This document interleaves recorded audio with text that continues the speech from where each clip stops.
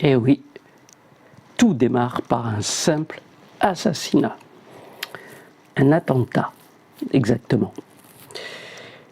C'est ça qui va faire, qui va provoquer, qui va déclencher la Première Guerre mondiale. L'attentat se passe le 28 juin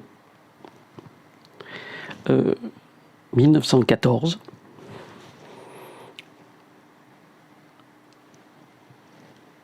En Bosnie,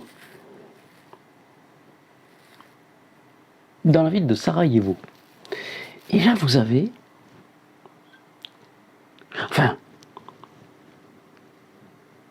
quelque chose d'un peu spécial. Un petit gars qui s'appelle Princip, P-R-I-N-C-I-P, qui est bosniaque, va assassiner l'archiduc, déjà, c'est pas duc, archiduc, François Ferdinand et son épouse Sophie. Mais l'archiduc François Ferdinand, c'est l'héritier de l'Autriche-Hongrie. C'est un empire colossal à l'époque. L'Autriche aujourd'hui, c'est petit. J'adore me promener, moi, archiduc François Ferdinand d'Autriche-Hongrie. J'adore me promener dans Sarajevo. Bonjour tout le monde, ils sont gentils ici.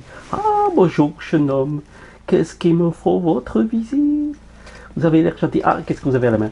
Qu'est-ce que vous avez à la main? Ah, oh, Sophie, je meurs. Sophie. Toi aussi, Sophie, t'es touchée. Tu seras jamais une TikToker. Il s'appelle Gravilo Princip. Ça ne s'invente pas.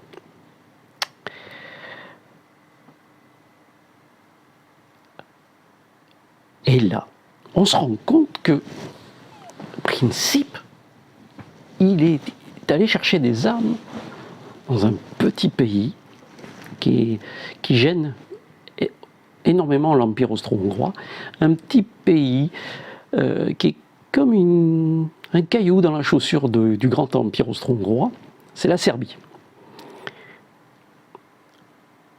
Et on se rend compte de ça pendant l'enquête. Et donc, du coup, l'Empire austro-hongrois a là un bon prétexte pour aller se débarrasser de ce caillou dans sa chaussure. Ils foncent, ils attaquent les Serbes.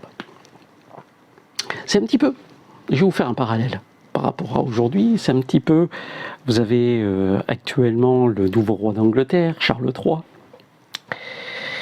C'est comme si on tuait l'héritier de Charles III, c'est-à-dire le prince William et sa femme.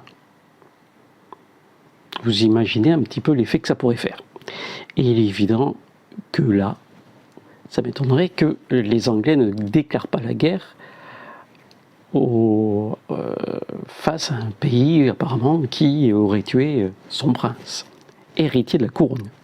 Et c'est le cas là.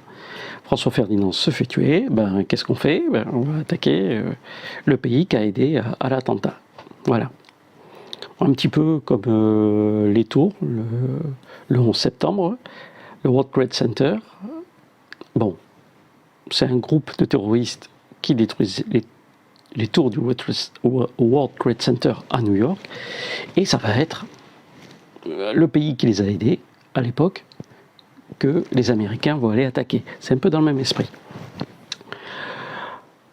Bon, en France, on s'en fout. Excusez-moi d'utiliser l'expression, mais à l'époque, les Français, on s'en fout de l'archiduc. Bon, ça passe dans les journaux, mais les histoires de ce côté-là du monde, c'est compliqué. On n'y comprend rien. Donc, bon, on préfère s'intéresser à Henriette Caillot. Henriette Caillot, qui c'est? Henriette Caillot, c'est la femme qui a tué le directeur du journal Le Figaro. Et ça passionne les foules. François Ferdinand, archiduc d'Autriche-Hongrie, et sa femme Sophie, qui sont bousillés par un mec qui est allé en service équipé, qui s'appelle en plus Principe avec un prénom, on ne sait pas d'où il sort. Résultat des courses, on s'en fout totalement. D'accord? Mais pourtant, c'est ça qui va déclencher la guerre. On se dit que ça va bien se passer. On se dit que bon, ça pourrait dégénérer. Mais ça va bien se passer parce que le président de la République de l'époque, qui s'appelle Monsieur Poincaré, c'est pas difficile à tenir, un Poincaré, c'est plutôt rigolo. Il est parti voir le tsar Nicolas II, car les Russes, le tsar c'est le roi des Russes, les Russes sont très proches des Serbes. Et il va un petit peu là-bas pour montrer qu'on est toujours amis avec les Russes, et surtout, il ne faut pas faire dégénérer cette histoire entre les Autrichiens et les Serbes. Mais le contexte de l'époque va faire que ça va se dégrader, puisque l'Autriche-Hongrie va attaquer de façon directe la Serbie. Les Russes se disent « Ah non, ça va pas ». Alors pour calmer le jeu, soi-disant pour calmer le jeu, le tsar Nicolas II de toutes les Russies décide de mobiliser sa grande armée. Ça fait peur aux Allemands, qui n'étaient pas encore dans la partie. Les Allemands ont une frontière. La Pologne n'existait pas à l'époque. Les Russes et les Allemands ont une frontière commune. Et ça leur fait peur, cette armée russe quand même s'ils savent qu'elle n'est pas très bien organisée, si elle a certainement une guerre de retard, qu'elle manque de matériel. C'est l'effet de nombre qui fait peur avec les Russes. D'accord? Donc, les Allemands disent aux Russes hey, on se calme, hein, et nous aussi on mobilise. Voilà, donc tu te calmes. Le tsar Nicolas II n'a pas envie de les écouter, il a son orgueil, il continue à mobiliser. Voyant ça, les Allemands déclarent la guerre aux Russes, et puis nous déclarons la guerre 2 jours plus tard.